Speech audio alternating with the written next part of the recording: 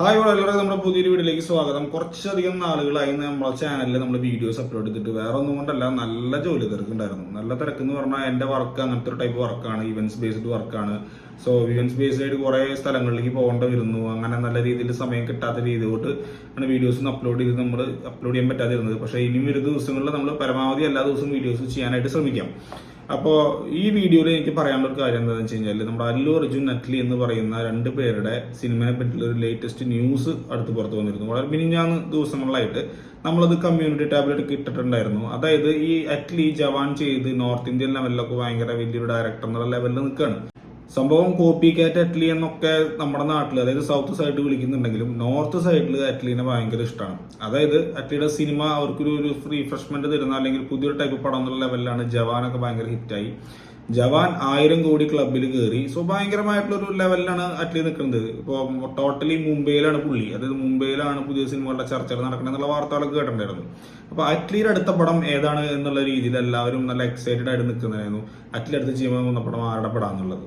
അപ്പോൾ കുറച്ച് ദിവസം മുമ്പ് വരെ ഭയങ്കര ന്യൂസ് ഒക്കെ വന്നിട്ടുണ്ടായിരുന്നു. അതായത് അല്ലു അർജുന്റെ സിനിമയാണ് അറ്റ്ലി അടുത്ത് ഡയറക്ട് ചെയ്യാൻ പോണത്. ഓൾറെഡി ഈ അല്ലു അർജുനും അറ്റ്ലിയും കൂടിയിട്ട് മുമ്പ് സിനിമ അനൗൺസ് ചെയ്തിരുന്നതാണ്. അനൗൺസ് ചെയ്യാന്ന് വെച്ചാൽ ഒഫീഷ്യലായിട്ടല്ല, ഓൾമോസ്റ്റ് അനൗൺസ് ചെയ്യാൻ ടൈം ആയപ്പോൾ ആ സിനിമ ഡ്രോപ്പ് ആയി പോയിട്ടുണ്ടായിരുന്നു. അന്ന് പറഞ്ഞിരുന്ന ഇഷ്യൂ എന്ന് പറഞ്ഞാൽ അറ്റ്ലി 30 കോടി രൂപ സാലറി ചോദിച്ചു എന്നുള്ളതാണ്. ജവാൻ ഹിറ്റായി കഴിഞ്ഞപ്പോൾ അറ്റ്ലിയുടെ കരിയർഗ്രാഫ് കുത്തനെ കൂടി എന്നുള്ളത് നമ്മളെല്ലാവരും കണ്ടിട്ടുള്ളതാണ്. അപ്പോൾ അതിനുശേഷം വീണ്ടും അല്ലു അർജുനായിട്ട് ഒരു സിനിമ ചെയ്യാൻ പോകുന്നു എന്നുള്ള ലെവലിൽ വാർത്തകൾ വന്നു. അല്ലു അർജുന്റെ പിറന്നാളായിട്ടുള്ള ഏപ്രിൽ 8-ാം തീയതി ഈ സിനിമയെ പറ്റിയുള്ള അപ്ഡേറ്റ് വരുമെന്ന് പറഞ്ഞു. പക്ഷെ വന്നില്ല. പക്ഷെ എങ്കിൽ കൂടി ഈ പ്രൊജക്ട് അനൗൺസ് ചെയ്യുമെന്ന് പറഞ്ഞിരുന്നു. ഇപ്പൊ ലേറ്റസ്റ്റ് ആയിട്ട് വന്നിട്ടുള്ളത് വീണ്ടും ഈ പ്രൊജക്ട് ക്യാൻസൽ ചെയ്തു എന്നുള്ളതാണ്. അതായത് അറ്റ്ലി എന്ന് പറയുന്ന ഡയറക്ടർ 80 കോടി രൂപയാണ് അല്ലു അർജുന്റെ അടുത്ത് ഫീസായിട്ട്, അത് ഡയറക്ടറുടെ ഫീസായിട്ട് ചോദിച്ചിട്ടുള്ളത്. 80 കോടി രൂപ കൊടുത്ത് അറ്റ്ലീനെ കൊണ്ട് സിനിമ ഡയറക്ട് ചെയ്യിപ്പിക്കേണ്ട എന്നുള്ള നിലപാടിൽ അല്ലു അർജുന്റെ ടീം വന്നു. അപ്പൊ അതുകൊണ്ട് ഈ സിനിമ പ്രൊജക്ട് ഡ്രോപ്പ് ചെയ്തു എന്നുള്ള ലെവലിലാണ് വർത്താനം പറഞ്ഞത്. അതായത് അല്ലു അർജുൻ അറ്റ്ലി പ്രൊജക്ട് നടക്കാൻ ചാൻസ് ഇല്ല എന്നുള്ളത്. ഈ ഒരു സിനിമയെ പറ്റി പറയുകയാണെന്നുണ്ടെങ്കിൽ അല്ലു അർജുൻ, അറ്റ്ലി, അനിരുദ്ധ് ഈ 3 കോംബോ നിൽക്കുന്ന സിനിമയാവാനായിരുന്നു ചാൻസ്. അപ്പോൾ ആ ഒരു പ്രൊജക്ട് ഓൾമോസ്റ്റ് ഡെഡായി എന്നുള്ള ലെവലിലുള്ള ന്യൂസസ് ആണ് കേൾക്കുന്നത്. അത് മാത്രമല്ല അറ്റ്ലി അടുത്ത് സിനിമയായിട്ട് സെലക്ട് ചെയ്യാൻ പോണത് സൽമാൻ ഖാന്റെ ഒപ്പമുള്ള പടം എന്ന് പറയുന്നുണ്ട്. ഓൾറെഡി സൽമാൻ ഖാൻ AR മുരുകദാസായി ചേർന്നിട്ട് സിക്കന്ദർ എന്ന് പറഞ്ഞ സിനിമയുടെ ഷൂട്ട് നടന്നുകൊണ്ടിരിക്കുകയാണ്. അത് കഴിയുമ്പോൾ അറ്റ്ലിയായിട്ടാണ് അടുത്ത പടം വരുന്നതെന്നും പറയുന്നുണ്ട്.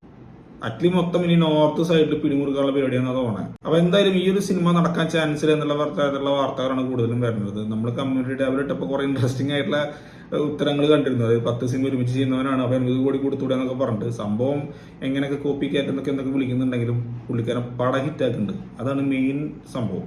പടം പ്രൊഡ്യൂസർക്ക് കാശുണ്ടാക്കി കൊടുക്കുന്നുണ്ട്. പ്രൊഡ്യൂസർക്ക് നല്ല കാശുണ്ടാക്കി കൊടുക്കുന്നതിനെ പോലെ തന്നെ പ്രൊഡക്ഷൻ സൈഡിൽ നിന്ന് നല്ല രീതിയിലുള്ള കോസ്റ്റ് കൂട്ടുന്ന ഒരു ഡയറക്ടറാണ് അറ്റ്ലി എന്നുള്ള കുറെ ന്യൂസസും അല്ലെങ്കിൽ കുറേയധികം വാർത്തകളും വന്നിട്ടുണ്ടായിരുന്നു. പുള്ളിയുടെ ഒരു ക്യാരക്ടർ എങ്ങനെയാണെന്നാണ് പറയുന്നത്. അതായത് ഒരുപാട് ഫൂട്ടേജസ് ഷൂട്ട് ചെയ്തിട്ട് അത് ഭയങ്കരമായിട്ട് ട്രിം ചെയ്ത് കളയും.